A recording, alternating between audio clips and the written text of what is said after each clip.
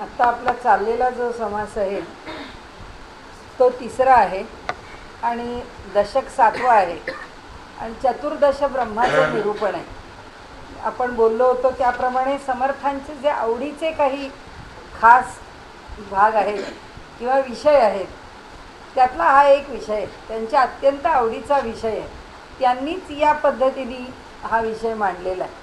अनेक ठिकाणी अनेक प्रकारांनी ब्रह्माचं वर्णन आलेलं आहे, पण त्या वर्णनामध्ये आणि समर्थांनी मांडलेल्या या वर्णनामध्ये अंतर आहे आणि म्हणून इथे एक सुसूत्र अशी त्याची मांडणी आहे. इतरत्र जी मांडणी केलेली आहे ती विषयाच्या ओघामध्ये जसं ब्रह्माचं स्वरूप आलं तसं मांडलेलं आहे. त्यामुळे आता आपण इथे पाहूया. आपण जिथे आलो आहोत ते 14 ब्रह्मांचं वर्णन आपलं करून झालं आहे. इथे त्यांनी आत्तापर्यंत पहिल्यांदा म्हणजे हा समास सुरू झाला तसं त्यांनी पहिल्यांदा आपल्याला ती 14 भुवन किंवा 14 ब्रह्मांचं रूप जे आहे ते काय आहे ते आधी वर्णन करून सांगितलं. ते वर्णन करून सांगितल्यानंतर आता त्यांची व्याख्या करायला घेतली. ती व्याख्या करत करत आपण जो गेल्या वेळी पाहिलेला भाग होता तो सर्व ब्रह्म हे त्यामध्ये बघितलं. सगुण ब्रह्माच्या ठिकाणी नाश कसा आहे तेही आपण बघितलं.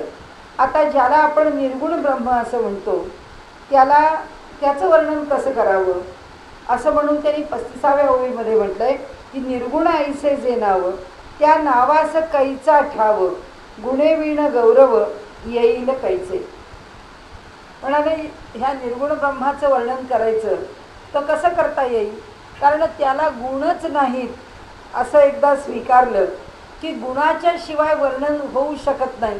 आपण गेल्या वेळी बघितलं तसं की सगुण ब्रह्म नाशवंत का आहे, कोणत्या तरी गुणांनी युक्तच आहे.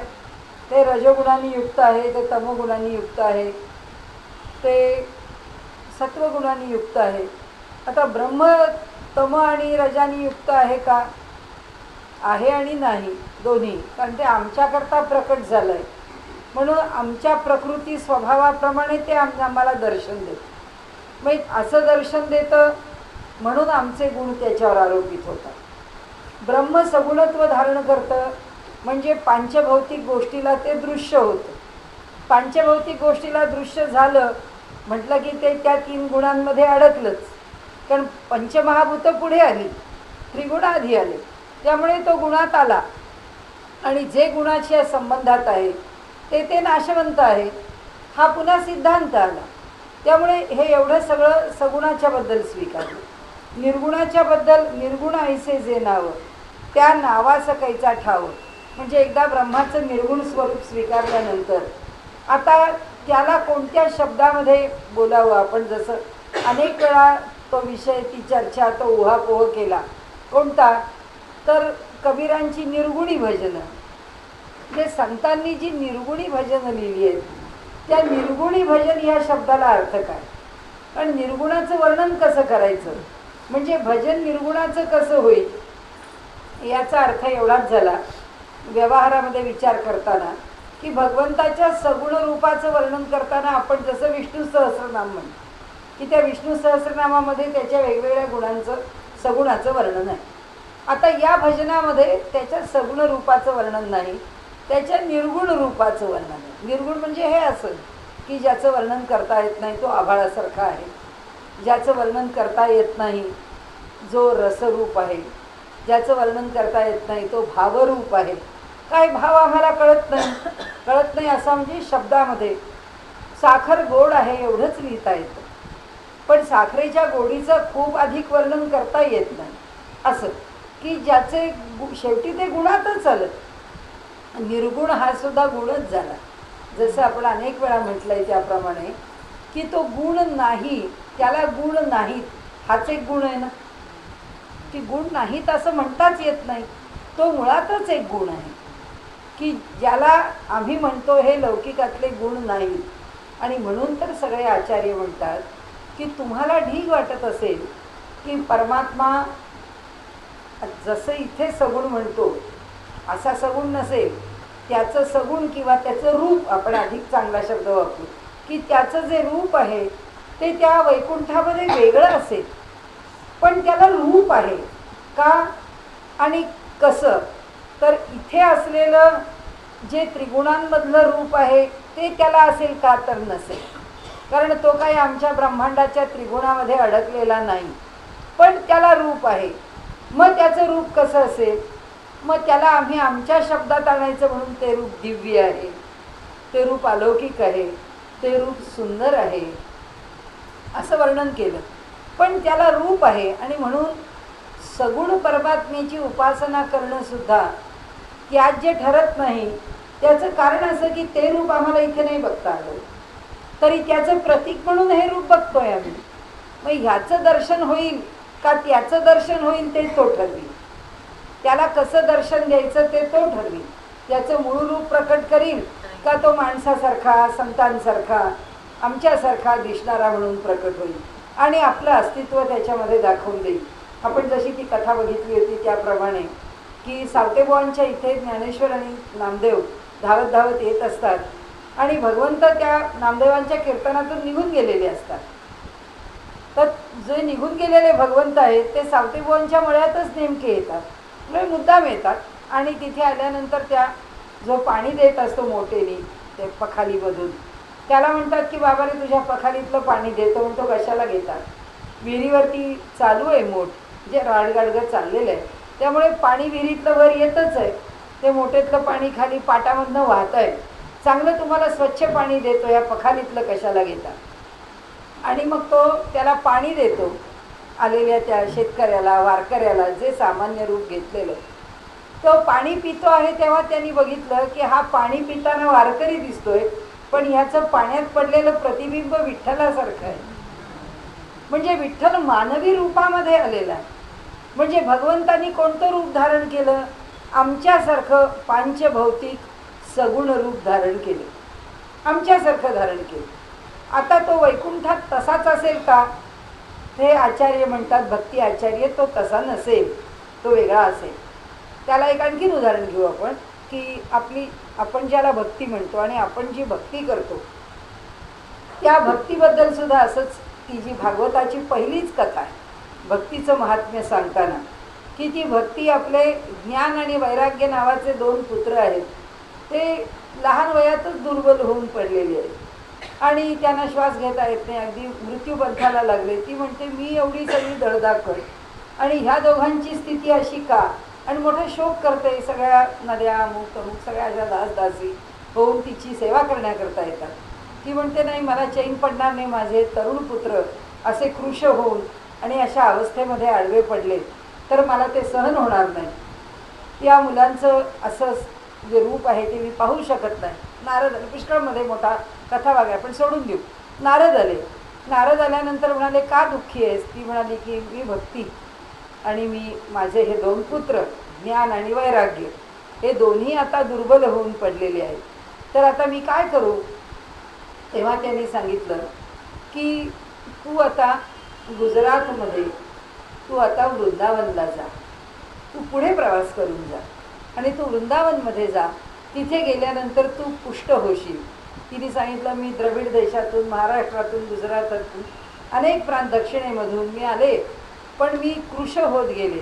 म्हणाले ठीक आहे, तू आता वृंदावनला जा, तिथे तुला आनंद मिळेल किंवा तिथे तू सुखाने राहा. ही एक बाजू. आता त्याच कथेमध्ये त्यांनी असं म्हटलं, ती म्हणाली की माझा उत्कर्ष किंवा मी कुठे राहावं? तेव्हा नारदांनी तिला सांगितलं तू वैकुंठ लोकात राहा. तुझं जे मूळ रूप आहे ते वैकुंठ लोकामध्ये राहील आणि तिच्या मूळ रूपामध्ये जर ती वैकुंठ रूपात राहणार तर ती म्हणाली मग पृथ्वीतलावर काय होईल? या पृथ्वीतलावर भक्ती नावाची गोष्ट शिल्लक राहील की राहणार नाही? म्हणाले राहील. मग मी कुणाच्या ठिकाणी राहील, कशी राहील, कुठे राहील? तेव्हा त्यांनी सांगितलं की संतांच्या हृदयामध्ये तू राहील. या पृथ्वीतलावरती तुझं स्थान संतांच्या हृदयात असेल. म्हणजे ती जी विशुद्ध भक्ती आहे ती विशुद्ध भक्ती कुठे असेल? तिथे वैकुंठामध्ये. या पृथ्वीतलावरती ती कुठे राहील? ती तुमच्या आमच्यात राहणारच नाही, ती संत सत्पुरुषांच्याच हृदयात राहणार आहे. कारण तिचं ते शुद्ध रूप राखण्याची, पेलण्याची ताकद फक्त त्यांच्या हृदयामध्ये किंवा त्यांच्या ठिकाणी आहे. म्हणून इथे सुद्धा ह्या सगळ्या म्हणजे हे सगुण ब्रह्म खोटं का असं नाही वाटता कामा आपल्याला, किंवा समर्थांनी त्याला नाशवंत म्हटलं आहे म्हणजे त्याला काही अर्थ नाही असं आहे का, असं पण नाही वाटता कामा. त्यांनी एवढंच म्हटलेलं आहे की ज्याचं ज्याचं वर्णन गुणांच्या आश्रयाने केलं ते गुण जर नाशवंत आहेत तर त्याच्यातून निर्माण होणारंही बाकी सगळं नाशवंत आहे, एवढाच त्याचा अर्थ आहे. आत्ता ही सगळी जी चतुर्दश वर्णनं करतायत ते ब्रह्माची, ही सगळी ही 14 प्रकारच्या ब्रह्माची वर्णनं ही अशा स्वरूपाची आहे की ही सगळी पांचभौतिक आहेत. ही सगळी या निर्माण झालेल्या जगाच्या पार्श्वभूमीवर आम्हाला दृश्य आहे. आणि म्हणून जे जे आम्हाला आकलनात येणार आहे ब्रह्म त्याच्या पलीकडचं आहे. आमचं आकलन कशातलं आहे? आमचं आकलन पांचभौतिक आहे. आमचं आकलन कुणामुळे आहे? आमचं आकलन पण परमेश्वरामुळे आहे. मग जर परमेश्वरच आम्हाला आकलन करण्याची बुद्धी देतो तर त्याच्याच बुद्धीने आम्ही त्याचं आकलन कसं करणार? नाही करणार आणि करू शकत नाही.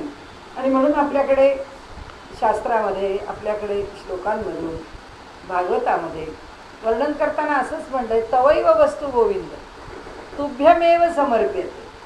भगवंता हे सगळं तुझंच आहे, आम्ही तुलाच समर्पण करतो. आम्ही काय आमचं आणतो? तुला देण्याकरता आम्हाला काही निर्माण करता येत आहे का? आमच्याकडे काही वेगळं आहे का? आणि आमच्याकडे काही वेगळं असू शकतं का? काही नाही. आमच्याकडे काहीच वेगळं नाही जे आम्ही तुला देतो. तुझंच घेतो आणि तुलाच देतो. तुझंच जल घेतो, तुलाच देतो. त्या परापूजेमध्ये म्हटलं अखंड सच्चिदानंदे निर्विकल्पैक रूपिणे, असं तुझं स्वरूप आहे. तर तुझी पूजा करावी कशी? तुझं असा अखंड सच्चिदानंद आहे तर तुझी पूजा कशी करायची? तुला आसनं द्यावं म्हटलं तर ही सगळी पृथ्वीच तुला आसन आहे. तुला पाणी द्यावं म्हटलं तर तू एवढे सगळे सागर निर्माण केलेले आहेस.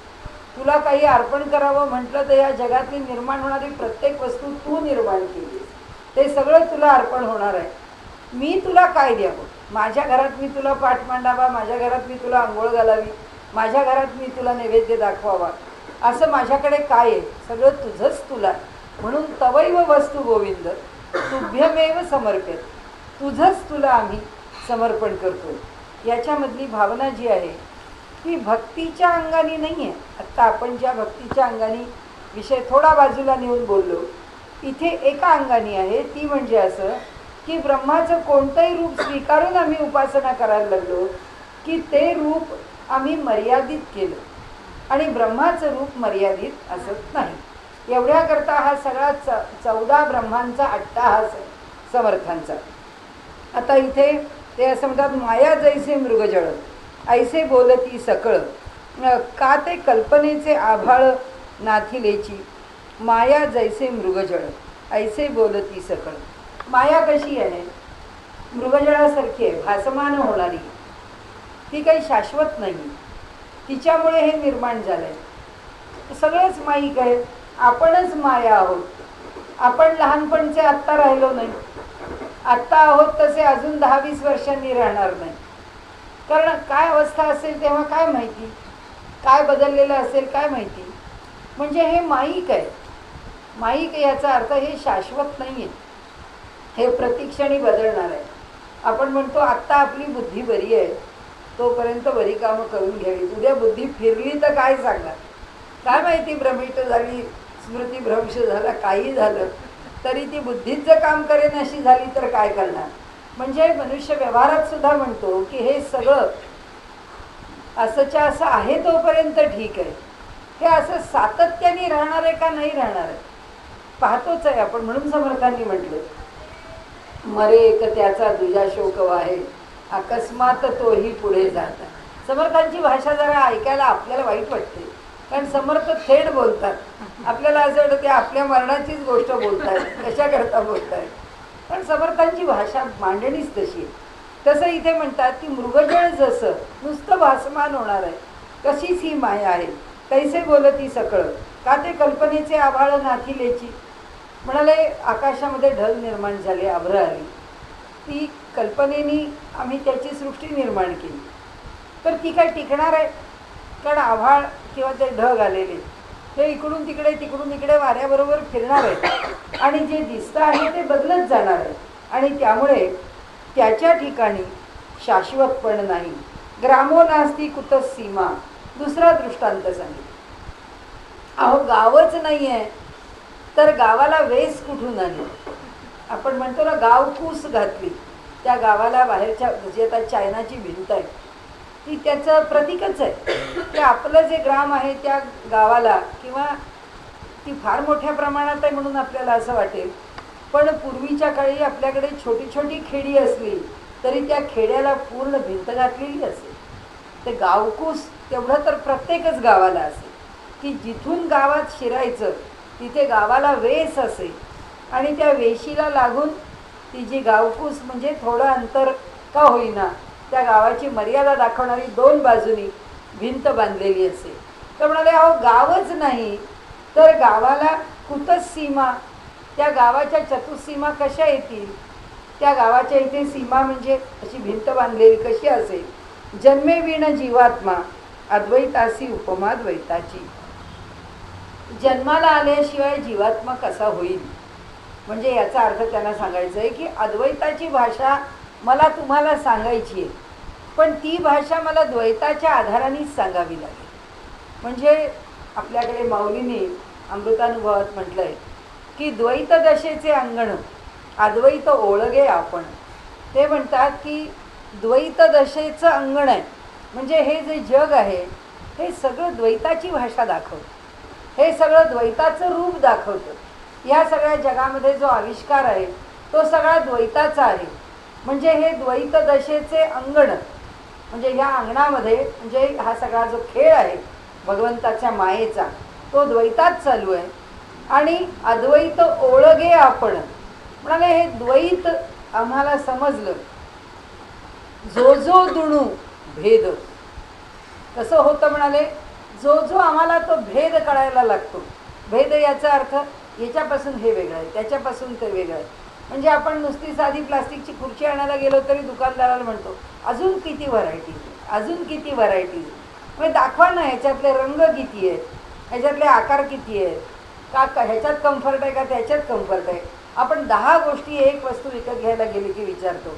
म्हणजे काय? त्या द्वैताची जमेल तेवढी चिकित्सा करतो. या मॉलमध्ये बघतो, त्या मॉलमध्ये बघतो, त्या दुकानात बघतो, ह्या दुकानात बघतो, किमती बघतो, ॲड्स बघतो, सगळं बघतो. एखादी गोष्ट घ्यायची आहे की मनुष्य त्याच्यातल्या काय सोयी आहेत, गैरसोयी आहेत ते सगळं पाहतो. म्हणाले हे काय आहे? हे द्वैत आहे. या द्वैताच्या खेळामध्ये मनुष्य प्रत्येक गोष्टीची निवड करतो आणि प्रत्येकाची निवड निवड निवड निवड वेगळे वेगळे वेगळे पण जसं जसं समजून घेत जातो तसं तसं शेवटी ते अद्वैताला जाऊन पोचतं. म्हणजे कसं की द्वैतामध्ये हे राहत नाही, द्वैतामध्ये हे जगत शाश्वत राहत नाही याची हळूहळू हळूहळू माणसाला जाणीव होत जाते. म्हणजे असं की अद्वैत केव्हा येतं की एका प्रकारची खुर्ची बघितली, 2 महिन्यांनी दुसऱ्या चांगल्या आल्या, त्या घेतल्या, आणखीन 2 महिन्यांनी पाहिलं त्या घेतल्या. आपण करायचं काय याचं? कारण इतकं सगळं जरी आम्ही स्वीकारत गेलो तरी सुद्धा ह्या सगळ्याचं करणार काय?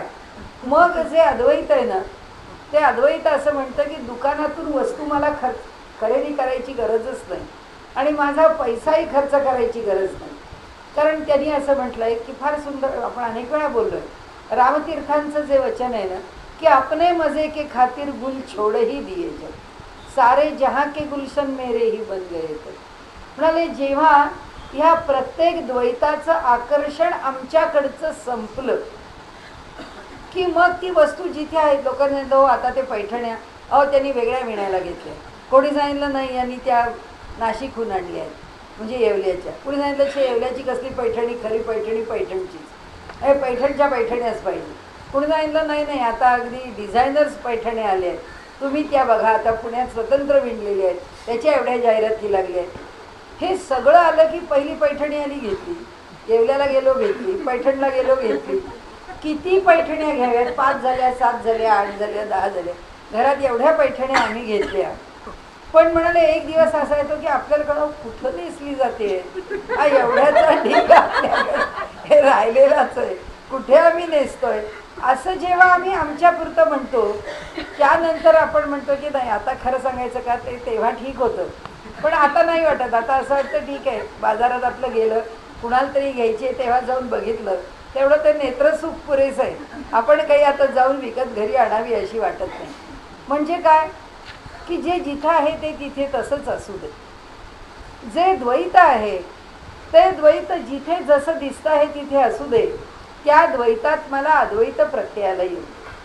म्हणजे तिने नेसली काय मी नेसली काय एकच आहे, मग मला कशाला नेसायला पाहिजे. बस झालं. अपने मजे के खातिर गुल छोड़ ही दिए जे, की मलाच हे फूल पाहिजे, हा दागिना मलाच पाहिजे, ही साडी मलाच पाहिजे, हे कपडे मलाच पाहिजे, असं घर मलाच पाहिजे, अशा अनेक गोष्टी. आणि त्यामुळे त्या अनेक गोष्टींच्या बरोबर त्या द्वैताचा जो खेळ आहे तो द्वैताचा खेळ सुटावा आणि त्याच्यामध्ये अद्वैत बघायला मिळावं की हे एकच आहे शेवटी. साधी 10, 20, 25 आता राहिल्या नाहीत तशा साड्या, पण मी साडी नेसायला लागले तेव्हा पहिली साडी 5च रुपयाला होती. टाटानी काढली होती, त्यांनी फक्त ठिपके ठिपके ठिपक्यांच्या साड्या काढल्या होत्या, पांढऱ्यावर वेगवेगळ्या रंगाचे गोळे, 5 रुपयाला साडी. म्हणजे आश्चर्य वाटलं की किती एवढे 5.5 मीटर का 5.25 मीटर काय असेल ती. म्हणजे ही गोष्ट किती सालची, 62 नाही 64 सालची, 64 साली त्या साड्या त्यांनी काढल्या होत्या. मी SSCला होते, मी 65ची SSC आहे, त्यामुळे तेव्हाची ती साडी म्हणजे एक एवढ्याशी साधी साडी नेसलं काय किंवा पैठणी नेसलं काय यात काही फरक पडत नाही. ही भावना ज्या दिवशी निर्माण होते त्या दिवशी अद्वैत निर्माण होतं. समर्थांना आपल्याला हेच सांगायचं आहे की या द्वैताच्या पार्श्वभूमीवरती आपण अद्वैताचा अनुभव घ्यायचा आहे. ते म्हणतात की का ते कल्पनेचे आभाळ नाथिलेची, म्हणाले हे कल्पनेने निर्माण होणारे जे आकार आहेत ते नष्ट होणार आहेत. याचा अर्थ हे द्वैत आहे, ही कल्पना आहे, ती द्वैताची कल्पना नष्ट होणार आहे, ती टिकणार नाही आहे.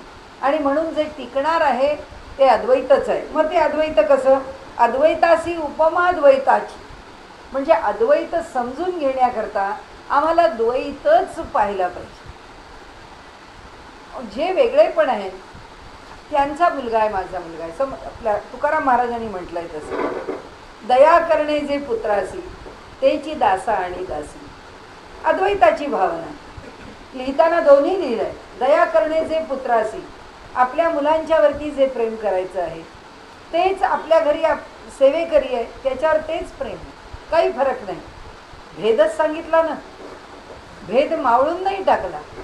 माझा मुलगा आणि माझा सेवेकरी दोघं काय माझी मुलंच आहेत असं नाही म्हटलं. मुलगा मुलगा आहे म्हटलं, सेवेकरी सेवेकरी आहे म्हटलं, पण त्याच्याशी व्यवहार दया करणे जे पुत्रासी तेची दासा आणि दासी, यांच्यावरचं जे प्रेम आहे तेच त्यांच्यावरचं प्रेम. जगामध्ये अद्वैत म्हणून घोटाळा करायला सांगितलेलं नाही आहे. ते जे जिथे आहे तिथेच, म्हणजे एक आरोप आहे अद्वैतावरती, म्हणाले अद्वैतामध्ये सब गोलंकार आहे, की सगळ्यामध्ये गोंधळ आहे, की सगळं आपलं एकच आहे म्हटलं की झालं. एकच आहे म्हणजे काय असा त्यांनी त्याच्यामध्ये एक विषय चर्चिला आहे. तर सत्पुरुषांनी किंवा संतांचे जे अभंग म्हणा, काही वचन म्हणा, ओवी म्हणा, ती जर आपण पाहिली तर ते तसंच इथे म्हणतात. आपण मगाशी जसं ज्ञानदेवांचं वचन घेतलं, द्वैत दशेचे अंगण, बरोबर तसंच आहे. अद्वैतासी उपमा द्वैताची, म्हणजे द्वैतच आहे आणि त्या द्वैतात आम्ही अद्वैत पाहतो. वेगळंच आहे, गरीब आहे, श्रीमंत आहे, विद्वान आहे, न समजणारा आहे, सुंदर आहे, कुरूप आहे, अनेक अनेक गोष्टी आहेत. भेद या जगामध्ये अनेक प्रकारचे आहेत, पण त्या सगळ्या भेदांच्या मध्ये आम्ही काय बघावं, अभेद बघावा, एक परमात्मा आहे हे त्याच्यामध्ये बघावं, असं त्यांनी इथे आपल्याला सांगितलं. अद्वैतासी उपमा द्वैताची, मायेविरहित सत्ता, पदार्थे वीण जाणता, अविद्येवीण चैतन्यता कोणास आली. म्हणाले मायेशिवाय सत्ता, सत्ता हा सगळा अगदी निखळ वेदांत आहे खरं म्हणजे त्यांनी सांगितलेलं. सत्ता म्हणजे परमात्म्याचं सत हे रूप, त्याचं केवळ अस्तित्व आहे. आता त्याचं जर केवळ अस्तित्व असतं तर त्याचं वर्णन करण्याची काय आवश्यकता होती? काहीच आवश्यकता नव्हती. पण तो सत्ता रूप आहे, तो सत्ताधीश आहे, तो सर्व सत्ताधीश आहे, तो सगळं कर्तुम अकर्तुम अन्यथा कर्तुम आहे, तो या सगळ्या जगाच्या उत्पत्ती स्थिती लयाला कारक आहे. हे सगळे त्याचे एवढे मोठे मोठे शब्दामध्ये केलेलं जे वर्णन आहे हे कशा करता आलं? कशामुळे आलं? आम्ही आहोत म्हणून नाही. आम्ही कशात आहोत? आम्ही माईक आहोत. माया आली कीच परमेश्वराला सत्ता आली. नाही तर त्याचा तो एकटा असेल तर त्याचं वर्णन कुठं करणार? सत्ता म्हणून ते म्हणतात की माया आली म्हणून सत्ता निर्माण झाली. पदार्थे विण जाणता, पदार्थ म्हणजे पुन्हा परमात्माच, त्याच्याशिवाय जाणणं म्हणजे जाणीव. जाणीवेची भाषा पहिल्यांदाच वर्णन केलं आहे. गणेशाला वंदन करताना समर्थांनी तो जाणीव रूप आहे आणि शारदा शक्ती रूप आहे असं त्यांनी वर्णन केलेलं आहे. आता जाणीव रूप म्हणजे ज्ञानरूप. तो ज्ञानरूप झाला कसा? जाणीव म्हणजे ज्ञान. जर तो ज्ञानरूप कसा झाला? पदार्थ आहे म्हणून. पदार्थ म्हणजे ब्रह्म, पदार्थ म्हणजे वस्तू, वस्तू म्हणजे ब्रह्म, ब्रह्म म्हणजे परमेश्वर. तो आहे म्हणून तिथे ज्ञान आहे. म्हणजे त्या ज्ञानाचा उहापोह का झाला? माया आहे म्हणून आम्ही आहोत, आम्ही आहोत म्हणून त्याचा उहापोह. उहापोह याचा अर्थ विचार, चिंतन. उह आणि अपोह म्हणजे विचार करणे, चिंतन, मनन, मंथन, हे सगळं त्या उहापोह शब्दाला लागलेलं आहे. का त्याचा उहापोह आला? कारण तो सर्वसत्ताधीश आहे हे मान्य करा, तो परमात्मा आहे, ते परब्रह्म आहे. वर्णन कशामुळे आलं? आम्ही माईक आहोत म्हणून आलो. आम्ही नसतो तो कोणी वर्णन केलं असतं. म्हणून श्री सूक्तामध्ये त्यांनी म्हटलेलं आहे देवीला की ते कर्दम ऋषी म्हणतात, हे देवी तुला मातृत्व दिलं कोणी? मी आहे म्हणून तू माता झालीस, नाही तर तू माता झालीच नसतीस. तू शक्तिरूपिणी जशीच्या तशीच राहिली असतीस. म्हणजे मी तुझा भक्त तुला मातृत्व प्रदान करतोय. म्हणजे मातृत्वाचं, तुला प्राप्त झालेल्या मातृत्वाचं ऋण तुला, ते माझ्यावर म्हणजे तुझ्यावर जे ऋण आहे ते माझं ऋण आहे की माझ्यामुळे तू माता झाली आहेस, तू पुत्रवती झाली आहेस. तर तसं आहे मायेवीण. भगवंत म्हणतो मला तरी हे सगळं कशा करता पाहिजे? कारण माझ्यातच मला खेळायचं आहे. म्हणून तो आत्मक्रीड शब्द आहे की आत्मा आपल्याच ठिकाणी क्रीडा करतो. कारण त्याला त्याचं एकाकी न रमणते हा त्यांनी सगळ्यात सुंदर तर्क आणि पर्याय काढला की तो एकटा रमू शकत नाही. मग तो म्हणतो मी कशात रमू? रमू म्हणजे खेळू, दोन्ही आहे की रमणे, क्रीडा करणे. मी कशी क्रीडा करू? कुणीतरी माझ्याबरोबर दुसरा पाहिजे ना. मग जो कोणी दुसरा पाहिजे त्याच्याकरता एवढं जग निर्माण केलं, तो परमात्मा आहे. त्याला आपल्याला मन रमवण्याकरता टी व्हीचा स्विच ऑन केला तरी पुरे होते. भगवंताला त्याचं मन रमवण्याकरता एवढं निर्माण करावं लागेल. त्यांनी एवढं ब्रह्मांड निर्माण केलं. तो एकाकी न रमणते म्हणून त्यांनी अनंत कोटी ब्रह्मांडाचा नायक झाला. तो तेव्हा त्याचं मन रमलं. एकातून एक, एकातून एक, एकातून एक तो निर्माण करत राहिला. तसं म्हणाले अविद्येच्या शिवाय चैतन्यता कोणास आली? म्हणजे आम्ही आहोत. आम्ही जन्माला कसे आलो? वर विषय बोलून गेलेत ते. आपण फक्त फार किचकटात जायचं नाही म्हणून सोडून दिलं. जन्मेवीण जीवात, ही जी ह्या वरच्या ओळीत म्हटलं आहे ना की जन्माला आल्याशिवाय जीवात्मा होईल कसा? होणारच नाही, नाही तर ते ब्रह्मच आहे. मग इथे म्हणून म्हणतात ते इथे खाली जे म्हणतात ना अविद्येवीण चैतन्यता, म्हणजे हा जीव नावाचं जे चैतन्य आहे हे जीव चैतन्य निर्माण कसं होईल? जोपर्यंत ह्याला अविद्येची उपाधी लागत नाही तोपर्यंत. उपाधी नाही लागली तर आम्ही काय आहोत? ब्रह्मच आहोत. म्हणजे आम्हाला अविद्येची उपाधी लागलीच पाहिजे. म्हणजे मग अविद्येशिवाय चैतन्यता कोणास आली? कोण चैतन्यमय झाला? कोण जीवात्मा झाला? सत्ता चैतन्यता साक्षी सर्वही गुणाचं पाशी. हा सत्ता म्हणजे परमेश्वराचा एक भाग, चैतन्यता त्याच परमेश्वराचा एक भाग. म्हणजे कसा? सतरूपाने तो वावरतो. म्हणजे ह्या सबंध जगाला, ह्या सबंध ब्रह्मांडाला अनंत कोटी ब्रह्मांडाला तो निर्माण करतो, त्याची स्थिती राखतो, त्याचा लय करतो. हे कशामुळे होतं? कुणाची हे सत्ते? परब्रह्माच्या सत्ते, त्याच्या सत्तेने हे सगळं होतं. म्हणून सत्ता हे एक त्याचं रूप सांगितलं. चैतन्यता कुणाला येते? जन्मेविण जीवात्मा वरती म्हटलं ते. जन्माला कोण येतो? आम्ही कोण वेगळे आहोत? त्या परब्रह्मापेक्षा आम्ही वेगळे नाही आहोत. त्यांनीच स्वतःला जन्माला घातलं, आम्ही म्हणून जन्माला घातलं. त्यांनी जेव्हा आम्हाला आम्ही म्हणून जन्माला घातलं, त्यावेळी आता काय झालं? त्याला चैतन्यता आली. म्हणजे त्या ब्रह्माला आता दुसरा गुण लागला.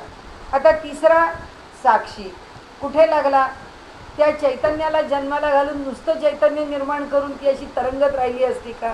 नाही. त्यांनी असे आमचे देह दिले. आमच्या देहात ते जन्माला आलेलं चैतन्य या देहाच्या रूपाने जन्माला आले. आता ते जे चैतन्य आहे, ते चैतन्य जे काही व्यवहार करत आहे, तो जो काही व्यवहार आहे त्या चैतन्याचा, तो व्यवहार पाहणारा कुणीतरी साक्षी पाहिजे ना. म्हणून ते साक्षी ब्रह्म, म्हणून तो साक्षी झाला. कारण आमच्या हृदयामध्ये तो साक्षी भावाने राहतो. आम्हाला काय सांगतात अध्यात्मामध्ये? एक बाजू की आपल्या आयुष्याकडे साक्षी भावाने पहा, साक्षी भावाने पहा.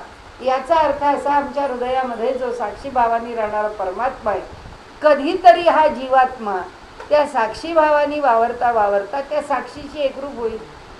साधन आहे ती. म्हणून तो साक्षी भावाने परमात्मा राहतोय.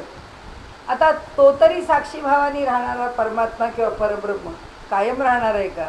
या देहात तो साक्षी झालाय, देह पडला की संपला, त्याचा साक्षीपणा गेला. म्हणजे समर्थ हे सांगतायत आपल्याला की ही 14 प्रकारची ब्रह्म आहेत, ती काहीतरी प्रयोजन घेऊन निर्माण झाली. त्यांना प्रयोजन आहे. सर्वांच्या हृदयामध्ये राहायचंय. सर्वगत ब्रह्म झाला. तो त्या सर्वगत ब्रह्म म्हणून त्या ब्रह्माचा एक प्रकार सांगितला. ते म्हणजे हे नाही, हे म्हणजे ते नाही. आता कसं सगळ्यांच्या हृदयामध्ये किंवा सर्वत्र भरून राहणं म्हणजे साक्षी राहणं आहे का? नाही.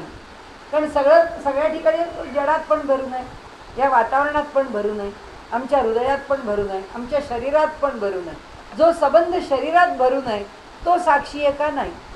हृदयात जो राहतोय, द्वा सुपर्णा सयुजा सखाया, आमच्या हृदयामध्ये जो जीवात्मा आहे त्याच्याबरोबर म्हणून जो राहतो आहे परमात्मा, तो साक्षी आहे जीवात्म्याच्या. म्हणजे एकच परमात्मा किती रूप घेतोय? त्यांनी सांगितलं इतक्या रूपाने तोच कामं करतो. म्हणजे याला ब्रह्मसूत्रामध्ये त्यांनी दृष्टांत दिला नटाचा, की जसा एक नट आहे, बालगंधर्व नट घेतला तर बालगंधर्व पुरुष आहे, पण स्त्री पात्र घेतलं. स्त्री पात्र घेतला म्हणून नेहमी रुक्मिणीच झाला का? नाही. कधी सुभद्रा झाला, कधी रुक्मिणीच झाला, कधी सिंधू झाला. सगळी वेगळी वेगळी वेगळी रूपं त्यांनी घेतली. ज्या नाटकाकरता जे रूप घ्यावं लागलं त्या नकला पाठ कराव्या लागल्या त्या नाटकाच्या, ते नाटक वठवावं लागलं. तसा ही सगळी रूपं वठवणारे परमेश्वराचे भाग आहेत. आणि म्हणून ते 14 ब्रह्म जी आहेत ती तो आपलं आपलं काम वठवतोय. कारण तो एकटाच आहे. सगळं आपण आपल्या घरी जसं म्हणतो आता काय, आता न्यूक्लिअर फॅमिलीज आहेत. सगळा एक खांबी तंबू असतो, त्या एकाच बाईला सगळं करावं. नोकरी पण करते, बाहेरची कामं पण करते, घरची कामं पण करते, पडेल ती कामं करते, एकाच बाईला सगळं म्हणजे काय? तसा तो आहे. त्याच्याशिवाय दुसरं कोणी नाहीच आहे. मग त्याच्याशिवाय कोणीच नाही तर सगळीच कामं त्यालाच केली पाहिजेत. दुसरा कोण कसा करणार?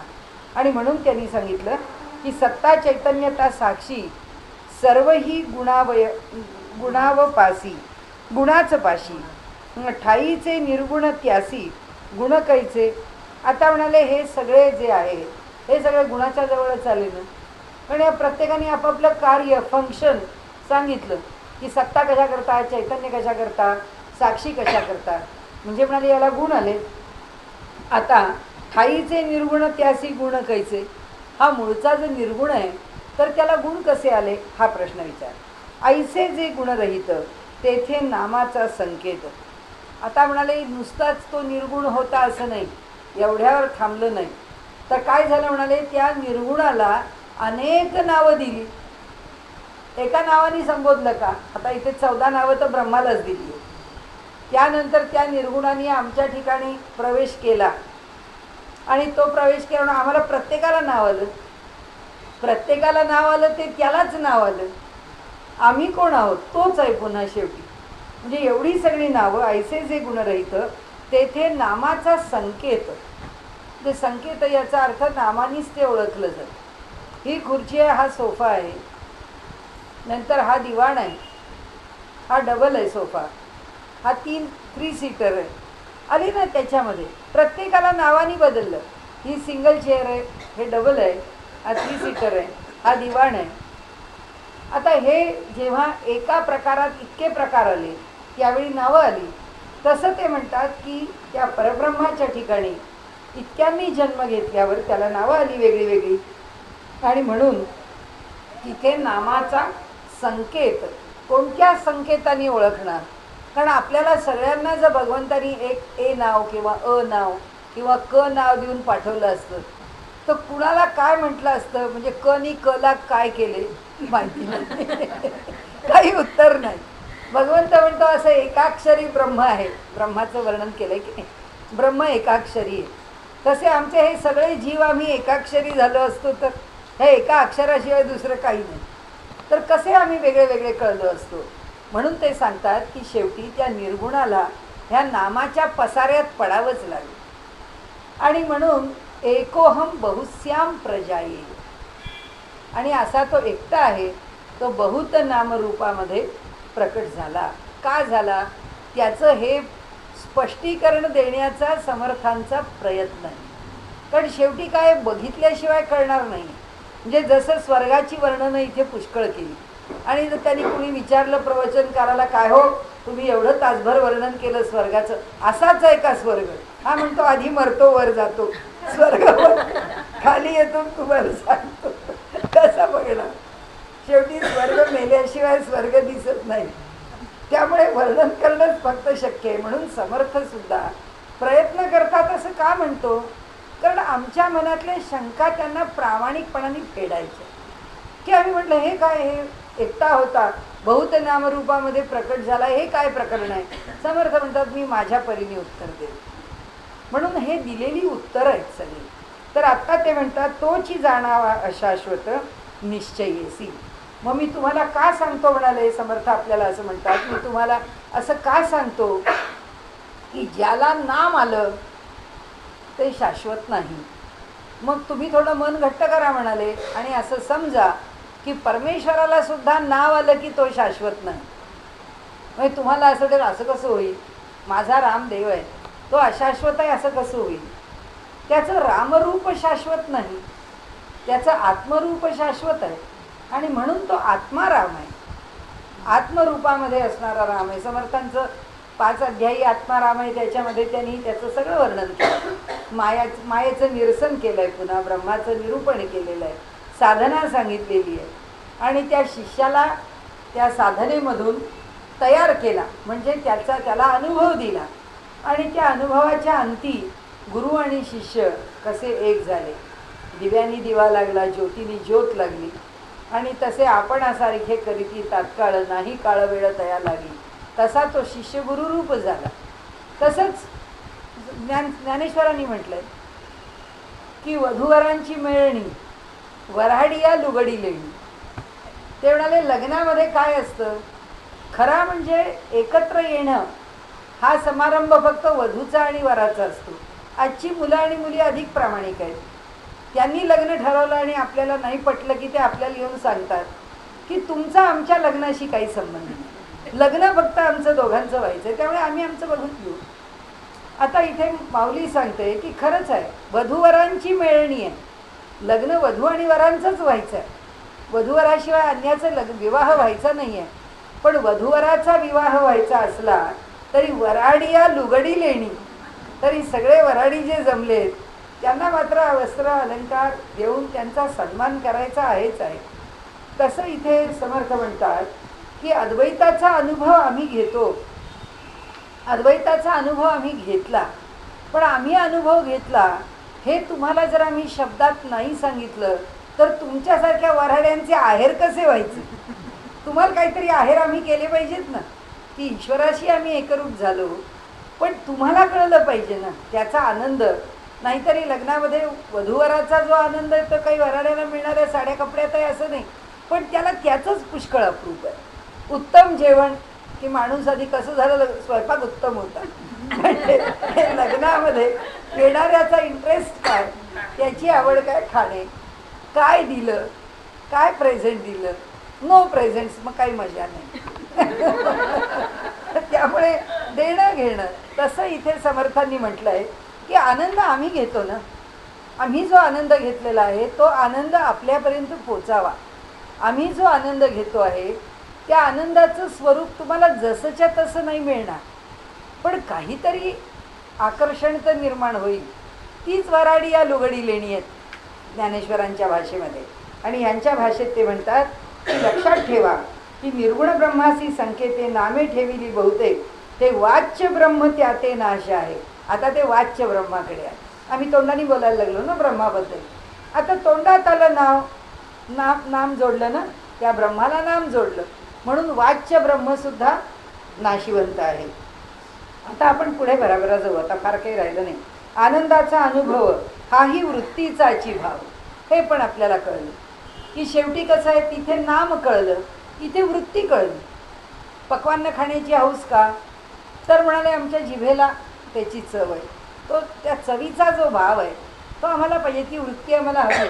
बस तो आनंद पाहिजे. आपण अगदी आपल्या आवडीचा जो पदार्थ आहे त्याचं अगदी रीतसर वर्णन करून आपण हे असं पाहिजे, अगदी आरामात बसावं, ते आईस्क्रीम घ्यावं, त्याच्यावर आपल्याला काय पाहिजे आहे ते त्याबरोबर घ्यावं, खावं, मग त्याचा जो आनंद आहे, आपल्याला आवडणारी रेकॉर्ड आहे, आपल्याला आवडणारा टी व्हीवरचा कार्यक्रम आहे, आपल्याला आवडणारा सिनेमा आहे, हे सगळं जे वर्णन आहे ना, हे सगळं त्याची आपली डेलिशियस डिश आणि त्याच्याबरोबर आपल्याला असणारा आनंद. तर ते म्हणाले तसंच आहे इथे, की इथे आता वाणीने सगळं ज्याचं वर्णन केलेलं आहे, ज्याचं वर्णन करता येतं ते सगळं नाशवंत आहे. आणि त्यामुळे म्हणाले त्याला हा जो आनंदाचा अनुभव आहे तो आनंदाचा अनुभव आता नामरूपात नाही आहे, आता भावरूपात आहे. तर त्या भावाला सुद्धा अंत आहे. कारण आत्ता म्हटलं तसं त्या सगळ्या पदार्थाचं वर्णन केलं, ते खाल्लं, जोपर्यंत एक डिश खाल्ली तोपर्यंत ठीक आहे, ती आवडली म्हणून दुसरी खाल्ली तिथपर्यंत ठीक आहे, पण किती खाणार, केव्हा तरी ते थांबणार, जेव्हा थांबणार तेव्हा आनंद संपणार, म्हणजे त्याला नाश आहे. आणि म्हणून ते म्हणतात वृत्तीला सुद्धा नाश आहे. तदाकारी ठाव वृत्तीस नाही. त्या आनंदाचा आकार घेऊन अखंड राहणं ही वृत्ती सामान्य नाही, ते तसं राहत नाही. अनुर्वाच्य या कारणे संकेत वृत्तीच्या गुणे. आता पुढे सांगितलं त्याचं वचन करता येत. आता वाच्य ब्रह्म आहे ते नाशवंत झालं, म्हणजे तिथे आता फुल स्टॉप, की आता वाच्य ब्रह्म हे काय आता स्वीकारता येत नाही. मग त्याला पुढे पर्याय काय दिला, वचनीय, म्हणून अनुर्वाच्य ब्रह्म, की ज्याला वाणीने वर्णन करता येत नाही ते तर स्वीकाराल की नाही, ते आता वाचनी स्वीकारलं, त्याचा नाश झाला. मग आता हे वाणीने घेत नाही, मग ह्याचा नाश नाही न होणार, असा विषय आहे. की अनुर्वाच्य या कारणे, म्हणून या कारणाने आम्ही वाच्य ब्रह्म बोलत नाही हो, आम्ही आता अनिर्वचनीय ब्रह्माविषयी बोलतो, ज्याचं वाणीने वर्णन करता येत नाही. संकेत वृत्तीच्या गुणे. कसं सांगतो, संकेताने सांगतो. संकेत कसा, त्या पारिजातकाच्या झाडाच्या जवळ किंवा त्या झाडाच्या इथून दिसणारा त्या फांदीच्या मध्ये जो गोल गोळा आहे त्याला चंद्र म्हणतात. हा संकेताने सांगितलं, कारण चंद्र कुठच्या कुठे आहे, पण आम्हाला तो शाखा चंद्र न्याय असं त्याला शास्त्रात म्हटलेलं आहे, की ती शाखा आहे वृक्षाची, त्या वृक्षाच्या शाखेजवळ जे दिसणारं आहे ते जे बिंब आहे ते म्हणजे चंद्र आहे. हा संकेत. शास्त्रामध्ये एखादी गोष्ट संकेताने सांगणं म्हणजे शाखा चंद्र न्यायाने सांगणं, की आता ही इथे शाखा आहे, हा इथे चंद्र आहे. संकेत वृत्तीच्या गुणे तया संकेतास उणे निवृत्तीने आणले. आता म्हणाले आता हा जो संकेत आहे, काय केला संकेत, त्या शाखेजवळ चंद्र आहे, हा संकेत झाला. हा संकेत नष्ट कोणी केला, निवृत्ती, म्हणजे वृत्ती संपली. वृत्तीच नाही, तो शाखा आहे ती का तो चंद्र आहे याच्याशी मला काही घेणं नाही. कारण शाखा आणि चंद्र कोणाला दिसतो? ज्याला द्वैत दिसतं त्याला. ज्याला अद्वैत दिसतं त्याला सगळं सारखंच दिसतं. हे सगळं जरी वेगळं वेगळं असेल तरी त्याच्या मागचं जे एक समान आहे तेवढंच त्याला दिसतं. म्हणून ते म्हणाले तो कसा झाला? तया संकेत असं उणे. आता या अनिर्वचनीय ब्रह्माला उणं कोणी आणलं? या अनिर्वचनीय ब्रह्माला उणं वृत्तीने आणलं. वृत्ती काय की नाही हो, ब्रह्मवाणीने वर्णन करता येत नाही, ब्रह्मवाणीच्या पलीकडे आहे, हे जाणून घेण्याची चीज आहे किंवा वस्तू आहे असं म्हटलं म्हणजे काय झालं? एक वृत्ती निर्माण झाली. काय की जे ब्रह्म जाणलं जातं ही वृत्ती. आता ते म्हणाले ही वृत्ती कशी जाते? कारण ही वृत्ती आम्ही संकेतांनी सांगतो. संकेत कशाने नष्ट होतो? जेव्हा आम्ही निर्वृत्ती होतो तेव्हा वृत्तीच संपली, संकेत पण संपला. आणि त्यामुळे म्हणाले या निवृत्तीने पूर्णपणाने हे सुटलं. त्यावेळी काय झालं? अनुर्वाच्य ते निवृत्ती तेची उन्मनीची स्थिती. कसं झालं म्हणाले? आता आम्ही कुठे पोहोचलो? इथे पोहोचलो. जे अनिर्वचनीय आहे ते निवृत्ती म्हणजे वृत्तीरहित झाल्यामुळे निघून गेलं. म्हणजे प्रांत कुठला आला? हे वाणीनी वाच्य ब्रह्म. आता अनुर्वाच्य ब्रह्म इथे पश्यंतीमध्ये जिथे बोललं जात नाही, जिथे जाणलं जातं, जिथे ती वाणी जी आहे ती तोंडाने उच्चारली नाही तिथे ती प्रकट झाली. म्हणजे इथे राम राम राम राम म्हटलं नाशवंत झालं, इथे राम राम राम राम प्रकट झालं. म्हणजे राम ही वृत्ती इथे प्रकट झाली. आता ती वृत्तीच संपली. राम म्हणायला इथली वृत्ती संपली. गेलं कुठे? इथे नाभिस्थानाच्या इथे. म्हणजे कुठे? परावाणीच्या इथे. परावाणीच्या इथे म्हणजे कुठे? ही मनाची स्थिती, हृदयाची चित्ताची स्थिती आहे. त्याच्या पलीकडे म्हणजे मनाच्या पलीकडे म्हणजे उन्मनी, मनाला ओलांडून पुढे निघून गेलं आणि ते परावाणीमध्ये गेलं. तिथे काय काय संपलं? वाणी पण संपली, जाणीव पण संपली, वृत्ती पण संपली. तिथे काय राहिलं? फक्त त्यांनी सांगितलं तिथे काहीच नाही राहिलं. जे मनाच्या पलीकडे आहे असं निरोधाची विश्रांती योगी यांची. योगी ज्या ठिकाणी विश्राम पावतो, योग्याला ज्या ठिकाणी समाधी प्राप्त होते, भक्ताला ज्या ठिकाणी निखळ शुद्ध भक्तीचा आनंद मिळतो, वस्तू जे का निरोपाधी तेची सहज समाधी. वस्तूची उपाधी संपली आणि त्याची जाणीव झाली. आता वस्तू म्हणजे कोण? ब्रह्म. तो ते जे ब्रह्म आहे ते कसं झालं? त्या ब्रह्माची सगळी उपाधी संपून गेली. त्या ब्रह्माला आता उपाधी काही राहिली नाही. म्हणून जे उपाधीचा अंत की जे वस्तू जे का निरोपाधी तेची सहज समाधी, जेणे तुटे आदी व्याधी भव दुःखाची. म्हणाले या जगामधलं आदी व्याधी सगळं द्वंद्व ज्याच्यामध्ये मुळापासून सगळं द्वंद्व सुटून जातं अशी जी स्थिती आहे, या भवाचा भवरोग भवदुःख हे सगळं भवसागर काय त्याला द्यायचं असेल नाव, त्या सगळ्यातून तरून जाणं, त्याचा नाश होणं, त्याच्या पलीकडे जाणं घडतं. जो उपाधीचा अंत म्हणजे तत्वज्ञान सोपं किती झालं? मन जोपर्यंत उपाधीत आहे तोपर्यंत ते ब्रह्मापर्यंत पोचत नाही. आणि मनाची उपाधी संपली की ते पोचतं. देहाच्या पातळीवर ते जेव्हा हृदयाच्या खाली उतरतं म्हणजे नाभिस्थानाच्या इथे परावाणीत उतरतं, ही देहामधली निरुपाधिक स्थिती आहे वाणीची. कारण वाणी हा आमचा सूक्ष्म प्रकटीकरणाचा गुण आहे, तो सुटत नाही. त्यामुळे मौन हे आपल्याकडे भगवद्गीताकारांनी वाणीचं मौन नाही सांगितलं. मौन हा मनाचा विषय आहे असं सांगितलं. मनाचा विषय का सांगितलं? कारण मनाला वृत्ती आहे आणि जेव्हा वृत्ती संपते तेव्हा मौन होतं आणि जेव्हा मौन होतं तेव्हा सहज समाधी लागते आणि म्हणून सहज समाधी प्राप्त होते. आता इथे त्यांनी सांगितलं जेणे तुटे आदी व्याधी भव दुःखाची. जो उपाधीचा अंत तोची जाणावा सिद्धांत. जिथे उपाधी सगळी संपली तिथे सिद्धांत म्हणजे परमात्मा, परब्रह्म, ब्रह्माचं स्वरूप.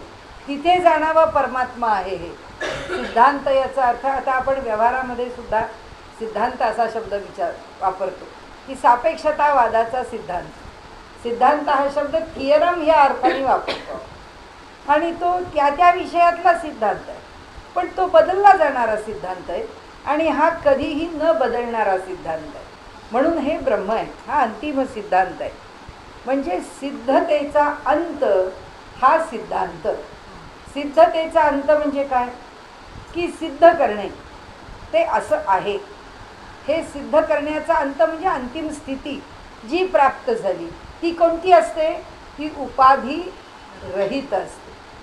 म्हणजे आता त्याची सिद्ध स्थिती काय आहे परमात्म्याची. तसा सिद्ध पुरुष कसा झाला की सगळ्या उपाधी सुटल्या तेव्हा, आणि म्हणून तो कशाला जाऊन मिळाला, परमात्म्याला जाऊन भेटला. आता इथे त्यांनी सांगितलं सिद्धांत आणि वेदांत धादांत आत्मा. म्हणाले सिद्धांत आता आपण बघितलं की सिद्धांत म्हणजेच परमात्मा, आणि वेदांत, वेदाचा अंतिम भाग म्हणजे उपनिषद. ती जे तत्वज्ञान सांगतात ते म्हणजे पण आत्माच, दुसरं काही नाही असं त्यांना आपल्याला सांगायचं. असो ऐसे हे शाश्वत ब्रह्म जेथे नाही माया भ्रम अनुभवी जाणे वर्म स्वानुभवे. हे खरं की त्यांनी सांगितलं हे फक्त जो अनुभवी आहे त्याला कळेल. प्रवचनकार फक्त घसा फोडत राहतो, त्याला काही कळत नाही, कारण त्याला बडबडण्याखेरीज दुसरं काही येत नाही. आणि म्हणून ते म्हणाले जेथे नाही माया भ्रम अनुभवी जाणे वर्म. त्याचं जे वर्म आहे ते तोच समजेल ज्यांनी त्याचा अनुभव घेतलेला. आणि आपण आत्ता बोलतोय तसंच आहे की ह्या त्रिगुणाच्या पलीकडे काय कुणाला माहिती आहे. एवढा जर त्याच्या ठिकाणी ब्रह्मानंद आहे तर त्या आनंदाचं स्वरूप काय आहे कुणाला माहिती आहे. आम्हाला साखर खाल्ल्याचा आनंद आहे, आईस्क्रीमचा आनंद आहे, चॉकलेटचा आनंद आहे, दागिन्यांचा आनंद आहे, प्रवासाचा आनंद आहे, हे एवढेच आम्हाला आनंदाचे प्रकार माहिती आहेत. पण त्याचा आनंद काय काय माहिती, त्या ब्रह्माचा आनंद काय काय माहिती, त्याचं रूप आपल्याला माहिती नाही. आणि म्हणून ते म्हणतात आपुलेनं अनुभवे कल्पनेशी मोडावे. म्हणाले ह्या सगळ्या ज्या आम्ही कल्पना केल्यात ना, कशाला उत्तर दिलंय त्यांनी. तैत्तिरीय उपनिषदामध्ये एक ब्रह्मानंद म्हणजे काय याची व्याख्या केली. त्या ब्रह्मानंद वल्लीमध्ये त्यांनी असं म्हटलंय की एक मानवाच्या आनंदापासून सुरुवात केलं आहे आणि शेवट ब्रह्मानंदावरती आणलेलं आहे.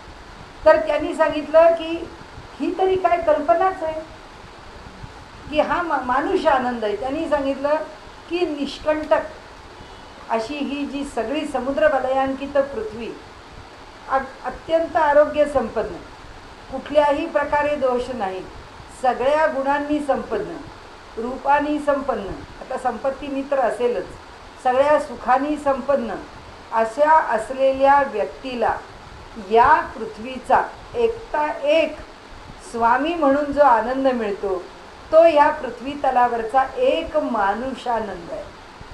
इथून त्यांनी सुरुवात केली आहे. आणि मग कर्मदेवांचे आनंद असे अनेक आहेत आणि शेवटी ते ब्रह्मानंदावर आले.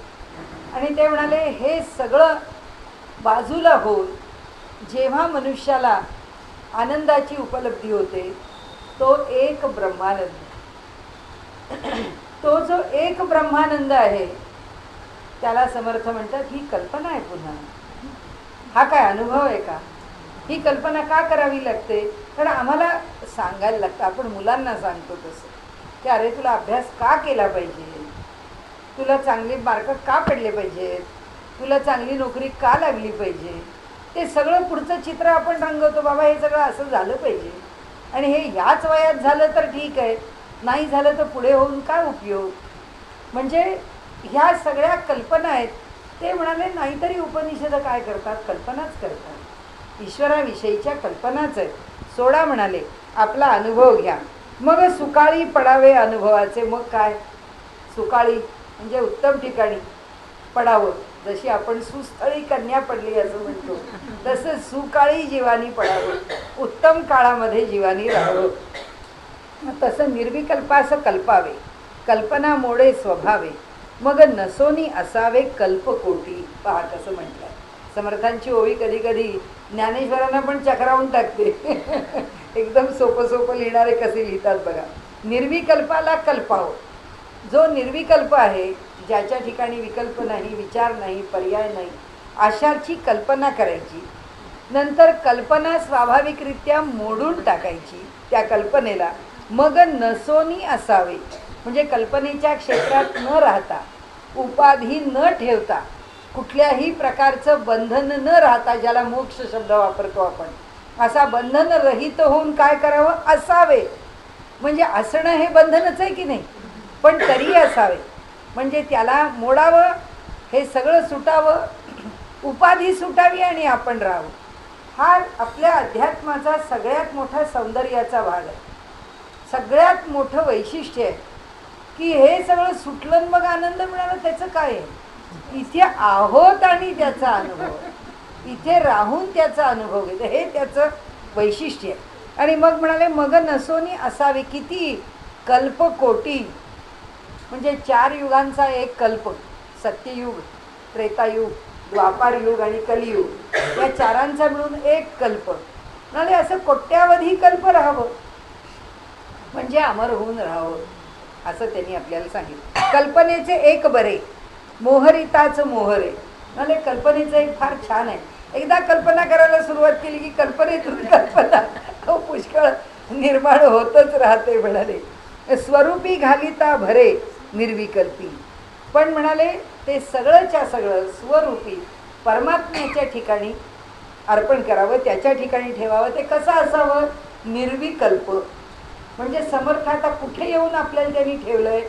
त्यांनी असं म्हटलंय, वाणी सुटणं सोपं झालं, वृत्ती सोडा. आणि वृत्ती सुटली ती कशी सोडा? तर कल्पना सोडा. म्हणजे आपण साधनेमध्ये नेहमी म्हणतो की नाही की मन संकल्प आणि विकल्प करतं. मनाच्या ठिकाणी हे 2 गुणधर्म आहेत. तर आपण असं म्हणतो की अगदी खरं असं नाही आहे, पण तरी आपण आपल्या मनाला पुष्कळ चांगलं त्याच्या बाजूनी वेटेज देऊन म्हणू की 50% कल्पना आहेत किंवा विकल्प आहे आणि 50% संकल्प आहे.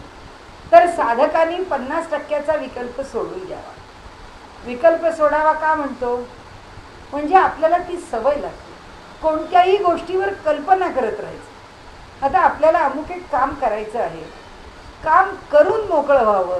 आपण ते काम कल्पनेमध्ये 10 वेळा केलेलं असतं आणि मग 11व्या वेळी काम करतो. आणि आता तर असं होतं की वयाने, म्हणजे मला तर असं जाणवतं की आपण वयाने मोठे झालो की आपल्याला स्पीड असेल नसेल कामाचा, पण ते काम करायच्या सुरुवातीपासून शेवटापर्यंत त्या कामाचं पिक्चर आपल्या डोळ्यापुढे काही सेकंदातच तयार असतं आणि पदार्थ व्हायला वेळ लागतो आणि त्यामुळे ती गोष्ट घडायला वेळ लागते.